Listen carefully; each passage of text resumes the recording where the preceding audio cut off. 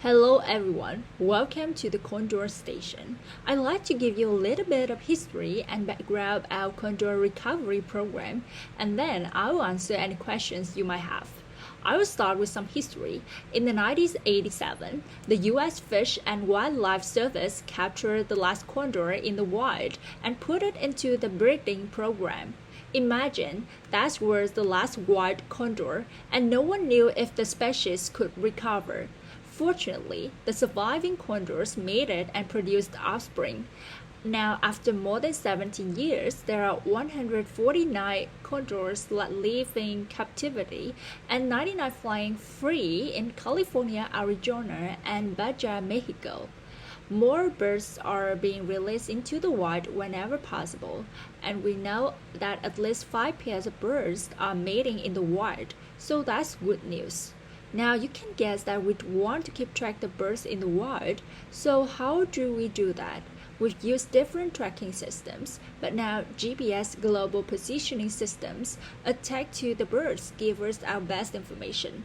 So you can appreciate our work. Think of trying to attach one of the units to a bird with a 9-foot wingspan.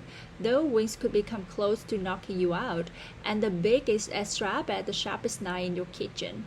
This part of the job can be challenging. Anyway, GPS gives us a lot of data. Geographic coordinates within 14 feet to up to 17 hours a day. This is very specific and useful information. One thing we've learned that condors fly a lot more in distance in any day than we ever knew. We also discovered something that is very interesting and potentially even more helpful. We found that species are intelligent and much more complicated than we thought. Until now, we hadn't really known how much condors actually have to learn to survive in the wild. But now we know that we do indeed have to learn to survive. An example of this comes from one of the mistakes we made in the early days of raising baby condors. We had humans taking care of the babies. The people wore puppets on their hands that looked like adult condors, but it didn't act like the babies. The people wore puppets on their hands that looked like adult condors, but they didn't act like parent condors. They just used the puppets to give the babies food. Then those babies were put together with other babies and have no contact with adult condors. Now what we realized later was that because of this approach, the baby condors didn't learn to be afraid of people. After they were released, they would approach people without any fear at all, begging for food at campgrounds and things like that. They acted like pets instead of wild animals. Obviously, this wasn't good. After watching condors with babies, we realized that the parent condors taught the babies a lot about being cautious and defending themselves. The parent condors spend a lot of time harassing their babies, pecking at them and pushing them away when they are too curious. And this teaches them to be careful and to protect themselves. Now we consider this in raising baby condors. All the babies in the program are raised either by an adult condor or by a human wearing puppet that looks like a condor. The humans are trained to act like parent condors, as I said, pecking and harassing the babies. We found that baby condors raised in this way actually taught to be cautious and much more likely to be avoid humans. Another area we've learned a lot about is because of GPS monitoring is the way groups of condors relate and work together. Condors are scavengers, so they need to look for dead animals to eat. Now, you probably never thought of it, but that's not the same as humans that hunt for food. Think about it. A scavenger is dependent on finding a dead animal to eat at the right time, or it goes hungry. So what we found is that condors actually share information about good locations for food. That's actually a kind of apprenticeship where condors work together. A more experienced birds have a less experienced bird learn where to find food, but not really something that you imagine birds doing, right? Another surprising point is how social these birds are. Through information from GPS units, we found that birds actually do like to socialize. One group of birds will travel around 160 miles down the coast to visit another group and hang out. That's something many of us can relate to. Although we might not travel 160 miles all that often, we even to visit a good friend. So that's some background on the condors. Why is this work important? Well, first of course, we'd like to have a white condors living without interference from us, but in a broader sense, we can always learn. As I've mentioned, we found that condors are very intelligent. Their lives are more complex than we'd realize. So we never know what else we might learn or how this information might apply to other animals' problems or even people's problems for that matter. Chapter 6b.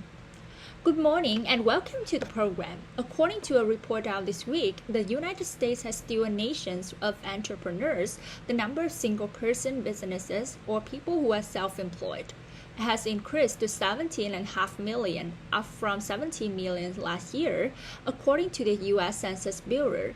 This morning, we'll look at the trend towards self-employment and freelancing that's happening all over the United States. But first, let's go out on the street and talk to some people who are on the front lines. What do you do? I have 3 different jobs. I'm a substitute teacher, I write for the website, and I volunteer at an art museum. Wow, how do you juggle all that?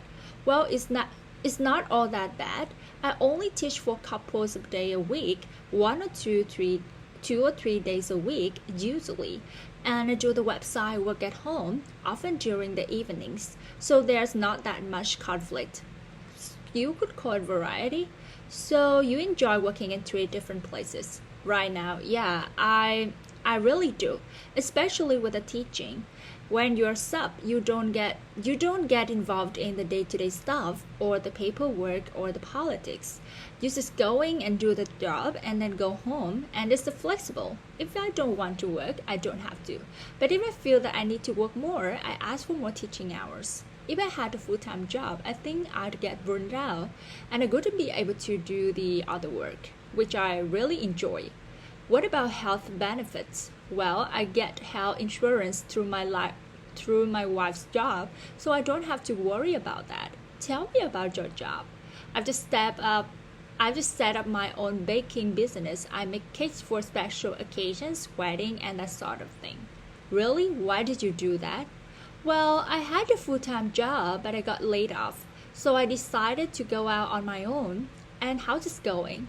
Well, I don't have very many expenses because I'm living and working at my parents' house, so I don't have to pay rent. It's going okay. I'm getting by. It takes a while, to get known. It's been a learning experience.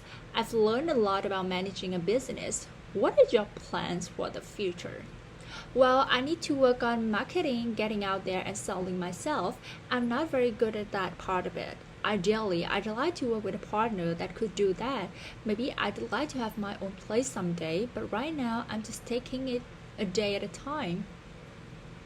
Back to the studio now, and if you've just joined us, the subject of recent reports show 17.5 million self-employed people in the United States. We are talking to the labor specialist, Jenny Huang. Welcome to the program, Jenny. Thank you. Jenny, can you tell us who these 17.5 million people are? Well, there are different types of people in this category.